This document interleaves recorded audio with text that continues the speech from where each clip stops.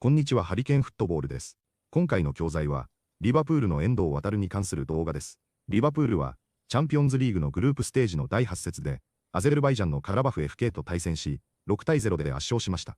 遠藤航は、試合開始早々にフリンポンが負傷退場したことにより、4分から右サイドバックで、試合終了までプレーしました。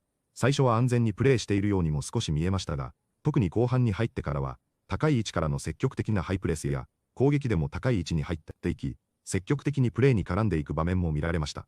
前の試合のボーンマス戦が久しぶりの出場でしたが、この試合でも、試合間の不安はほとんど見せることなく、試合には入れていたようにも見えます。やはり、遠藤の良さも感じれる試合になったと思います。エンフィールドラップのレビュー動画では、遠藤航のパフォーマンスが印象的だったようで、遠藤が不自然なく試合に入っていたこと、相変わらずの遠藤らしいプレーが見られたことなどに喜び、称賛しています。実際にどのように話しているのかチェックしてみましょう。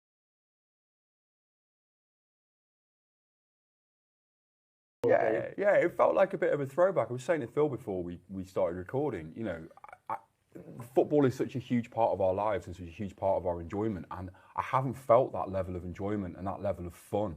And I'll be honest, I haven't sung very loudly in the cop for a long time, you know, because there's that sort of chicken and egg thing, isn't there? Is it the performance that influences the fans? Is it the fans that influences the performance? But we haven't seen anything to kind of get behind for a long time.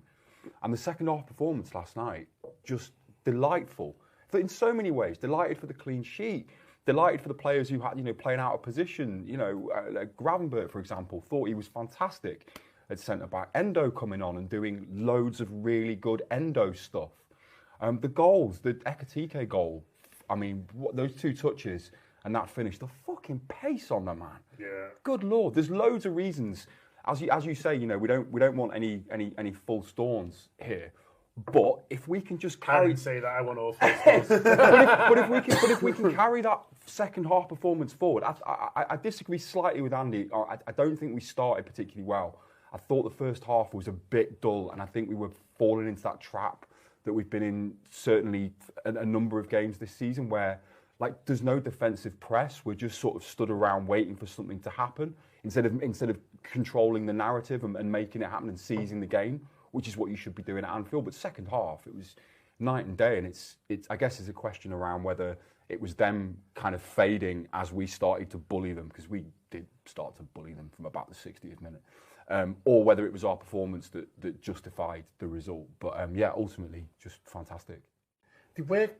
I'll use the way they expressed themselves there. I thought they worked out that they could express themselves. It was a slightly different formation. It was 4-2-3-1. It was a necessity, really, rather than necessarily the team that the manager would have picked if everyone fit. But I noticed, you know, at first McAllister and Sabozlai were being sort of quite conservative, you know, thinking, well, you know, it's up to us to hold it. And then they worked out during the game, because the clever players, when they were able to get forward a little bit more. I thought the fullbacks were doing, you know, similar. Even Gravenberch, you were seeing sort of step in on occasion when he realised, hang on, they've only got one forward, and he's so isolated that I can step into midfield and create an extra body. And that's another thing that we've not seen loads of, us kind of, and we saw a lot of it last year. I thought it was something they were actually really good at last year. They didn't always start games brilliantly, but they worked out the opposition, you know, on the pitch. They were doing some good work at half-time with the analysis, working out where the space was, and that seems to have gone away. But I thought I saw that last night with this idea of McAllister suddenly realising, hang on, I can break in and be an extra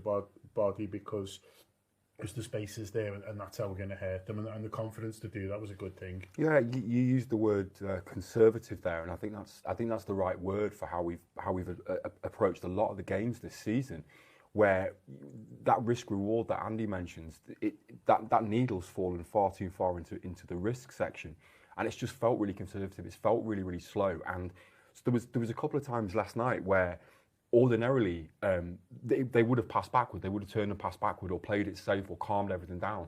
But all of a sudden you've got Endo on his own screaming for the ball, and you want to use a player like that. And I think it's just, I don't know if it's a confidence thing or what, because, you know, these players they must be feeling pretty low, given some of the results and where we are in the table and the pressure and, you know, the narrative that's surrounding the manager. That all has an effect. So I think a game like last night might have come at exactly the right time for them to put a performance together like that and go, actually, do you know what? if we all kind of stick together and we're all playing in the same way and we know our roles. And there's an argument as well. I know, you know, I've certainly had conversations with my friends over the past few weeks and months and so about what the actual plan is. Like, is this the plan? Is this what the manager wants this team to do? And I say that on the back of all the lot of losses and draws that we've had. Is this the manager's plan? Because if it is, it ain't working, and everyone seems a bit confused, which I think is partly what Andy was saying. No one seems quite sure of their role. But last night, and whether that was because the manager had kind of just stopped and kind of given them an opportunity to play with a bit of freedom, I'm not entirely sure. But whatever that was, we need to do more of that. So whether it's the manager, you know, not giving them as many instructions, or whether it's the players taking it upon themselves to play with a little bit more freedom and a little bit more verve and a bit of creativity, then so be it. I think look ahead to Newcastle. Phil, he's not going to have a huge amount more players. He did say after the game that Joe Gomez could be available, which is interesting. Obviously, Curtis Jones with illness is not going to be a long-term one, but whether he, you know, when he's back in training, how much energy he feels has on Saturday, they're the two. Frimpong doesn't look as bad as what we feared when he went down, but he's not going to be available for Saturday, so it might end up being, you know, the team with Endo, you know, from 5 minutes onwards, but he's going to be hoping to get Joe Gomez back in there, I'm sure. Yeah, he will be. It didn't seem like it was a long-term thing with Gomez. It's more of a collision. It was a collision thing. I think. Did they say what he actually hurt? Basically, I think it was his hip. I think basically Alisson's dead hard. Basically, yeah, don't run into Alisson Alisson because he'll fucking smash it. it. Alisson clotted It's sore for ages. It is.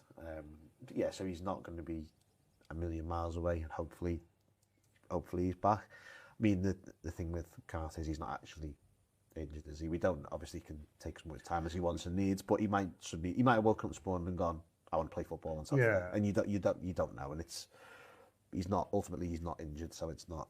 He will just come back at some point, and that time is when he's ready, and it's, you know, no pressure. And it's a lot of credit to the club on that kind of yeah, 100%. thing, because it's not great at the moment, and I think the temptation must be to go like, lad, can you come back and help out here? But the fact that they are just giving him time, I think is a good thing. Yeah, 100%. He should be allowed to take as long as he wants until he feels right. Ultimately, you don't. Because he'll remember being treated like 100%. That as well. Ultimately, you don't want to put a footballer on the pitch. He doesn't want to be on the pitch. Like, if he's not there, then it's better. It's better having somebody else there anyway. Yeah. Even if it's someone playing that position, someone who's mentally there is better for things. So he can take as long as he wants and come back whenever he's comfortable, as far as I'm concerned. You would think it's probably not a million miles away from the side that sort of plays the core of the game last night, I would say. Maybe Jones in for Gakpo, potentially, just to solidify the midfield a bit, because that's one of Newcastle's areas of strength, I would say. So I think you'd probably struggle against Newcastle if you just went, we're going to play McAllister and Szoboszlai as a two. I don't think that would be a particularly sensible idea. So maybe you'd look at that, but other than that, it's the core of what was there last night, I'd say. Yeah, that's what he's got, but I think last night I was pleased that when Frimpong went off, we just sort of carried on. You know, there wasn't 5-10 minutes where they all looked like they were a bit sort of nervous about it. Endo came on and just played right back and just went, I'll just do this. And Does really well. It does really well, and I think we didn't seemingly just change our game plan or our focus or our outlook, if you like, you know, based on it. He's going to play it differently. I would imagine, you know, he'll have bigger challenges in terms of, you know, players sort of running at them. We don't want him there for a long time, because the problem with someone out of position, I think, is and playing there a lot, is that people start getting plans for it. Whereas last night, Qarabag can't have a plan for Endo right back, and even if they had, they probably wouldn't be able to execute it anyway, because they didn't have enough to the ball in attacking areas. But, you know, I think on the odd occasion where you do need them, I think it is fine. And I was pleased for him, because he's had to be really patient. There's times where he's not even made the bench this season, and I remember United at home, he wasn't even on the bench when he was fit, because there wasn't room for him. So I was pleased for him, and he just shows he won't let people down. Yeah, that's a big thing. No, he won't let people down, and I think it's going to be a really, really different challenge. Newcastle, really, really different in every respect. It's going to be really, really physical for a start, especially in the midfield. Newcastle, you know, resting players, they're going to be bang up for it. I mean, they want retribution as well for what happened at their place. Yeah. They're going to be coming at it all guns blazing. And actually, having a player like Endo, having to start the game is no bad thing. He's a very, very physical player, very, very strong, got really good engine, doesn't stop, doesn't seem particularly phased by anything. He's not the most skillful, but sometimes, in a game like that where you're coming up against, you've got players who are, quick and sprightly. Anthony Gordon springs to mind, and then you've got just big lumps who will just try to hurt you, because that's what they did at St James's Park. The main one is out, thankfully, isn't he? Gillinton's. He's absent. But he's the one that you would have really. Means I'll probably be less enraged when he's assaulted someone for the 33rd time. Still has some people. Just got himself sent off again. Yeah, right. That's eventually. But yeah, there's so many things I liked about last night. Gravenberch, I thought played really, really well. It's going to be interesting to see how he fares against the proper Premier League side. Would imagine. Yeah. Visitors come on as well. Like they're proper forwards. They're proper forwards. Make things hard for you. Yeah, you have to be really, really professional in that instance, and his instinct is going to be to move forward, and he's just not going to be able to. He's going to have to be really, really resolute and really, really, solid. Which is why you rely on players like Virgil van Dijk next to him. I'm not terrified about facing Newcastle right now. But it is going to be a really, really physical game, and we're going to have to be really up for it. Yeah, they've been up and down this season. Their away form is pretty poor in the Premier League so far. They never really feel like their season's got going, maybe sort of similar to us. I like that it's 8 o'clock on a Saturday night. I think, hopefully that'll help with the atmosphere and get us up for it, because as James says, it has been a little bit flat so far this season. I just want them to come together and say, forget about injuries, forget about maybe what's gone wrong. But we've got enough quality here, and if we fight for each other and get behind each other, then there's enough to beat them. I'm hoping to see that kind of attitude from Liverpool. Yeah, the Man City game aside, I think in the games where we've anticipated it being tough, we've actually been better. It's a Villa at Anfield, given the immediate example. Well, yeah, Real Madrid. I mean, great what happened to them last night. Anyway, back on subject. I can't see a world in which Endo starts right back, though, against Newcastle, given the pace down the flanks. But that doesn't mean, because James referenced there, the strength of midfield. One thing we do know is that Endo's robust. I'm not saying this is what I think will happen, but it's a possibility that they shift it round, and maybe you'd see Szoboszlai right back. I know it's not ideal, but then you consider he's up against Anthony Gordon. He's played there before. He's played there before as well. And then if Jones is back as well, that gives you another option in midfield. Yeah. Phil will know, and I'm sure he'll correct me, but Newcastle's record at Anfield is not great at all. I don't think they've won since 1994. Yeah. I think Andy Cole. Yeah. I think you're right. Yeah. Was it? Yeah, I was there. I was standing there. He rode at that point as well. It was a banger. Nice. But no, so their record's not been great. I always feel like Newcastle, we've had the 4-3s and one thing, and they always tend to be decent games, but I just think it's the perfect opponent for Liverpool at the moment, given that they've had a positive result midweek, and everyone's a bit happy with everything, and it's one they can really get the teeth into. Weirdly, paradoxically, I would actually be more confident if Newcastle's away record wasn't so wretched, because they might be tempted to come and actually try and play, as opposed to, right, look, draw's okay, we can not so much sit back, but draw's okay, and we get a win, it's a bonus, as opposed to coming and going, we can win here. 次は解説です。今回もリバプールファンらしくアクセントは強め、話し方からもかなりリスニングが難しいですし、聞き取れなかったところや間違っているかもしれない部分もあるかと思いますので、訂正などあれば教えてください。今回は珍しい表現もいくつかありましたので、本日の解説をチェックしてみましょう。Yeah, it felt like a bit of a throwback. フローバックは今の出来事が昔を思い出させるときに使う表現です。単に古いという意味ではなく、懐かしさや感情が含まれます。サッカーでは昔の戦い方や雰囲気に戻ったときによく使われます。例えば、スタジアムの空気が昔みたいに熱くなった時などです。It felt like a throwback。とても自然な言い回しです。過去のいい記憶を呼び起こす時に使うのがポイントです。ネガティブよりもポジティブな文脈で使われることが多い表現です。Yeah, it felt like a bit of a throwback. It felt like a bit of a throwback. As you say, we don't want any false dawns here. フォースドーンは良くなったように見えて、実はそうでもない時に使う表現です。日本語で言うぬか喜びや早とちりに近いニュアンスです。サッカーでは、一試合だけ良くても次も続くかが大事という時に出ます。ドーンは夜明けなので、一瞬明るくなってもまた暗くなるイメージです。結果や流れが本当に変わったのか、見極めたい時に便利です。実況やポッドキャストでもよく使われる表現です。As you say, we don't want any false dawns here. As you say, we don't want any false dawns here. I mean, they want retribution as well. Retribution は報復や報いを表す少し硬い単語です。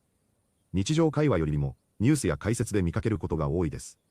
サッカーでは前回負けた相手に対してやり返したいという意味で使われます。リベンジよりも少しフォーマルで重い響きがあります。They want retribution はリベンジに燃えているニュアンスで、仕返しだけでなく当然の報いという意味も持ちます。文脈によって報復か正当な報いかを見分けると理解しやすいです。I mean, they want retribution as well. I mean, they want retribution as well. They're going to be coming at it all guns blazing. All guns blazing は全開で最初から全力でという慣用表現です。直訳すると銃を撃ちまくるですが、比喩として使われます。サッカーでは相手が序盤から強いプレスや攻撃で来るときに使え、勢いよく襲いかかってくる感じです。口語でよく使われ、実況やポッドキャストでも品質です。トイックよりも実践リスニングで役に立つ表現です。全力容赦なし、最大出力のニュアンスを抑えると覚えやすいです。They're going to be coming at it all guns blazing. They're going to be coming at it all guns blazing. And you've got players who are, quick and sprightly. スプライトリーは元気で軽快、キビキビしているという形容詞です。特に動きが軽くてエネルギッシュな感じを表します。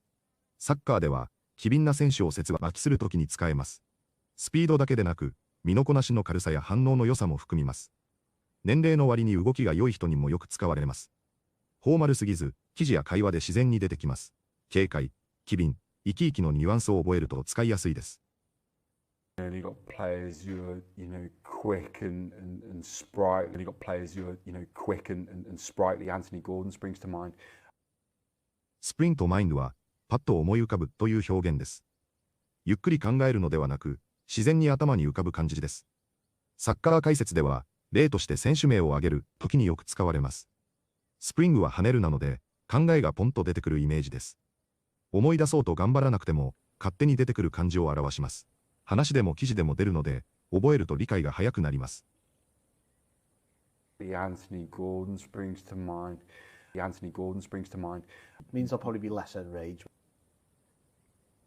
enrage は激怒させるという強い動詞です。普通の angry より怒りが爆発する感じがあります。スポーツでは判定やラフプレーでファンが怒る場面でよく使われます。受け身のもよく使われます。カジュアルに言うなら、furious やfumingも近い表現です。強い言葉なので、使う場面を選ぶと自然です。Means I'll probably be less enraged. Means I'll probably be less enraged. And it's one they can really get the teeth into. get one's teeth into は本腰を入れて取り組むという内容表現です。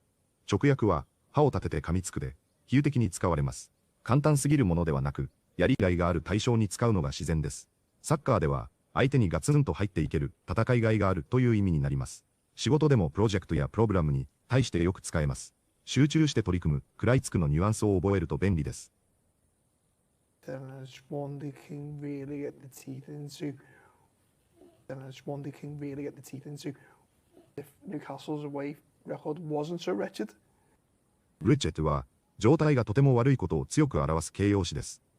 単にバードよりも感情的に見ていられない、救いがない感じがあります。サッカーでは、移籍やパフォーマンスを酷評するときに使われます。人の気分や状況にも使えます。ニュースや解説でよく出る評価語です。悲惨、最悪という訳を意識すると分かりやすいです。If Newcastle's away record wasn't so wretched. If Newcastle's away record wasn't so wretched. いかがでしたか？前の試合で遠藤航が出場したのは7週間ぶりのことでしたが、フリンポンの怪我によって右サイドバックでまたも緊急出場することになりました。冷静に見れば、今後の試合でも使われるかどうかは別の話だと思いますが、この試合で見れた遠藤航は、まさに遠藤らしいプレーだったと話し、その安定性とプレスでの強さがまた見られたという印象だったように感じます。さらにそれだけでなく、後ろにパスをして安全にプレーするのではなく、遠藤がボールを受けることで、チームが前向きになったとも話しています。